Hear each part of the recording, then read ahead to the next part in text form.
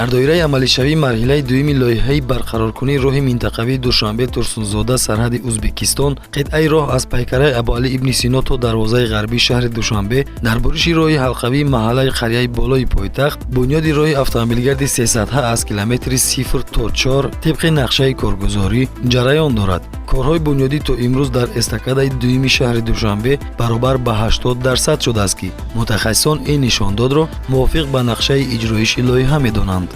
ин сунҳои эстакада самти ҳаракатҳои эстакадаро нишон додагия инҷа дуюм сатҳи зери замини сатҳи зер сатҳи аввал ки аз кӯчаи Сино тарафи Кален меравад ин самти ҳаракатҳои раи давродаврӣ сатҳи дуюм сатҳи сеюм эстакада ки нишон дода шуда.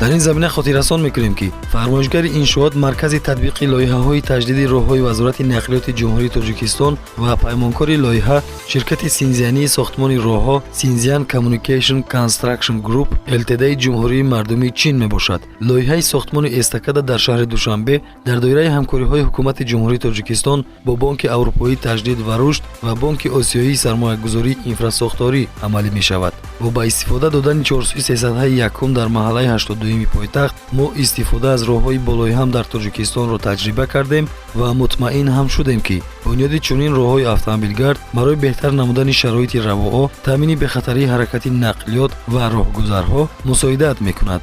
дар эстакадаи маҳаллаи қарияи боло бунёди 4 гузаргоҳи пиёдагардии зеризаминӣ пешбинӣ шудааст ки корҳои бунёдӣ дар ин гузаргоҳҳо бо насби тахтасангҳо идома дорад.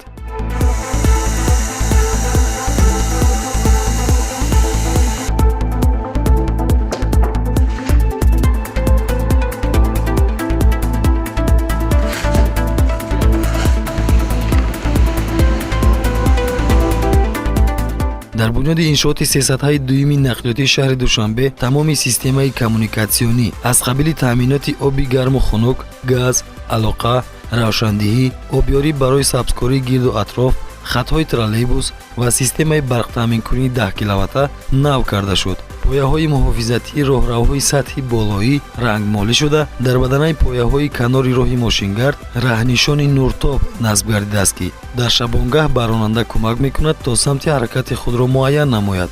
дар мавзеи роҳи сесатҳаи қарияи боло чароғпояҳо ва иншооти маркази шаҳри бехатар пурра ҷогузорӣ шуда дар сатҳи якум насби тахтасангҳои паҳлӯӣ ҷараён дорад.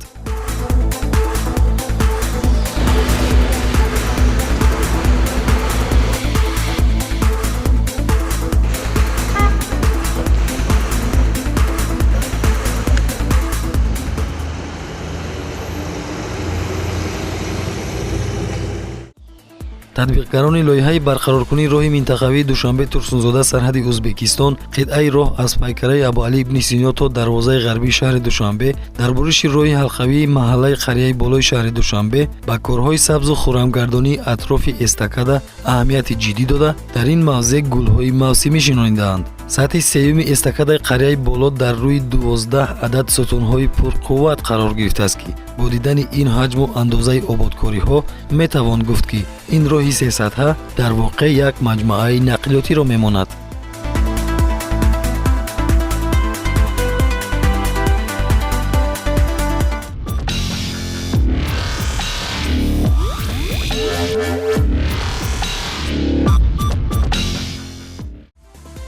дар чорсуи маҳаллаи қарияи боло ҳаракати воситаҳои нақлиёт дар 3 сатҳ пешбинӣ шуда сатҳи дуюми он аз 2 пул ва ҳалқаи давродаврӣ иборат мебошад. дар сатҳи сеюм ҳаракати нақлиёт аз самти шарқ ба ғарб ва аз тарафи ғарб ба шарқ тавассути пули дарозиаш 122 метр таъмин карда мешавад. эстакадаи маҳаллаи қарияи боло аз 8 қатори асосии ҳаракати нақлиёт аз ҳар самт иборат аст. дар идомаи лоиҳаи барқароркунии роҳи минтақавии Душанбе Турсунзода сарҳади Узбекистон қитъаи роҳ аз пайкараи Абу Али ибни Сино то дарвозаи ғарбии шаҳри Душанбе дар кӯчаи Маяковский сохтмони роҳи автомобилгарди дусатҳа бо дарозии 24 метр ва паҳноии 62 метр бо вусъат ҷараён дорад.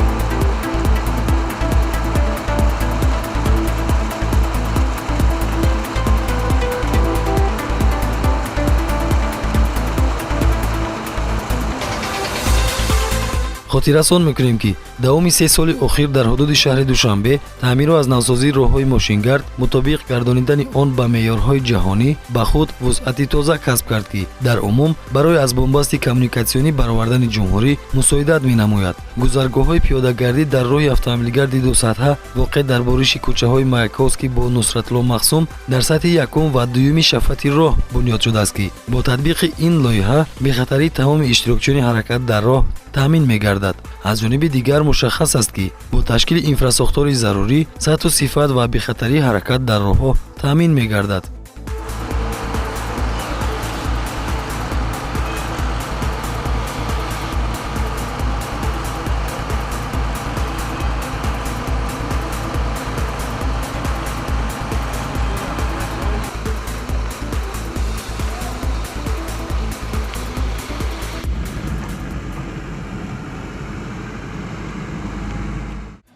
дар кӯчаи ба номи Баҳовуддинов низ роҳи мошингард дусатҳа мешавад, дарозии 18 ва паҳноии 62 метр. дар ин мавзеъ ҳамворкунии сатҳи роҳ қабл аз мунфаршкунӣ, пӯшонидани ҷӯйборҳои обпартои канори роҳ ва сафолакпӯш кардани пиёдароҳҳо ҷараён дорад. тавре масъулин иттилоъ доданд, нисбат ба солҳои қаблӣ имрӯз ҳангоми таҳияи лоиҳаҳои роҳсозӣ пеш аз ҳама шиддатнокии ҳаракати воситаҳои нақлиёт ба инобат гирифта мешавад. омилҳои дигаре ки дар вақти аз навсозии роҳҳои ҳудуди шаҳри Душанбе таи солҳои охир ба инобат гирифта шуд, фароҳам овардани шароити мусоид барои тамоми табақаҳои аҳолӣ, махсусан барои нафарони дорои имкониятҳои маҳдуди ҷисмонӣ ва истифодаи технологияҳои муосири каммасрафи барқӣ ҳангоми васлу насби низоми равшанидиҳӣ мебошад. дар доираи аз навсозии роҳу кӯпрукҳои пойтахт, васеъ намудани сатҳи роҳ ва бунёди истгоҳҳои замонавӣ низ ба инобат гирифта мешавад.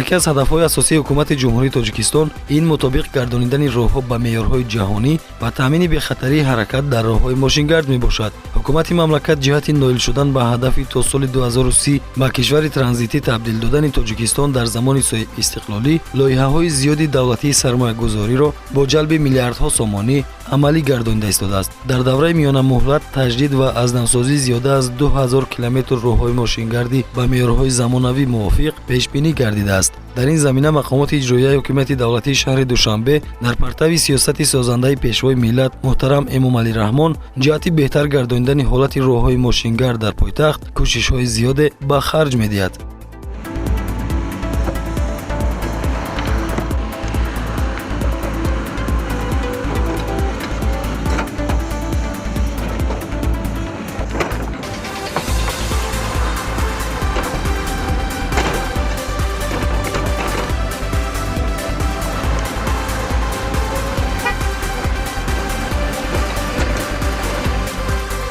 дар доираи амалишавии марҳилаи дуюми лоиҳаи барқароркунии роҳи минтақавии Душанбе Турсунзода сарҳади Ӯзбекистон, қитъаи роҳ аз пайкараи Абуалӣ ибни Сино то дарвозаи ғарбии шаҳри Душанбе дар маҳаллаи Зарнисор бунёди гузаргоҳи зиризаминии пиёдагардӣ бо суръат ҷараён дорад. ин гузаргоҳи зиризаминӣ бо фароҳам овардани шароити мусоид барои тамоми табақаҳои аҳолӣ, аз ҷумла барои ашхоси дорои имкониятҳои маҳдуди ҷисмонӣ бунёд шудааст ки дорои лифт мебошад. ин бори аввал аст ки дар пойтахти Тоҷикистон шаҳри Душанбе гузаргоҳи зиризаминӣ бо лифт бунёд мешавад.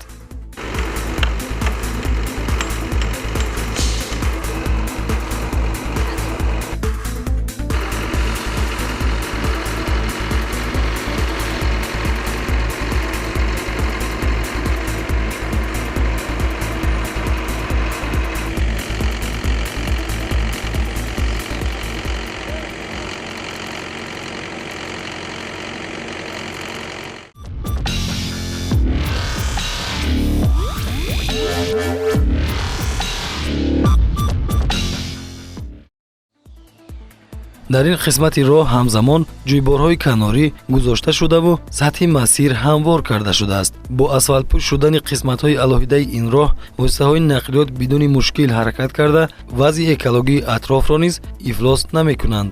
дар ин роҳи мошингард ҳамзамон дигар унсурҳои роҳсозӣ аз қабили васли аломатҳои бехатарии ҳаракат дар роҳ, равшангардонӣ ва ҷогузории ҷӯйборҳои обпартои канори роҳ низ бо сифати баланд анҷом дода шуд.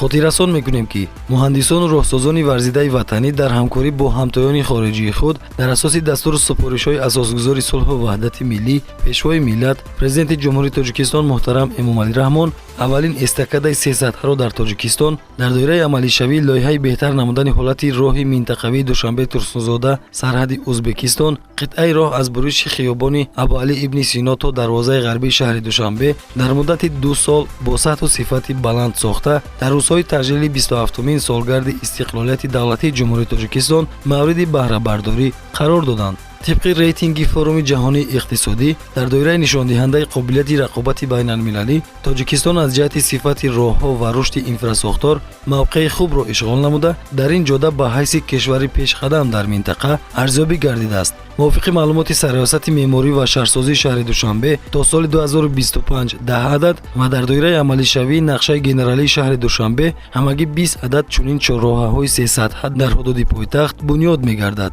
یادرس می‌شویم که استکاده 300 حد در محله 82 پایتخت در مدت 2 سال بنیاد گردید. کارهای بنیادی در چارچوبی 300 های نقلیاتی محله قریه بالا که ماه مارس سال 2018 شروع شد طبق نقشه ماه مارس سال 2020 مورد استفاده بری قرار داده می شود.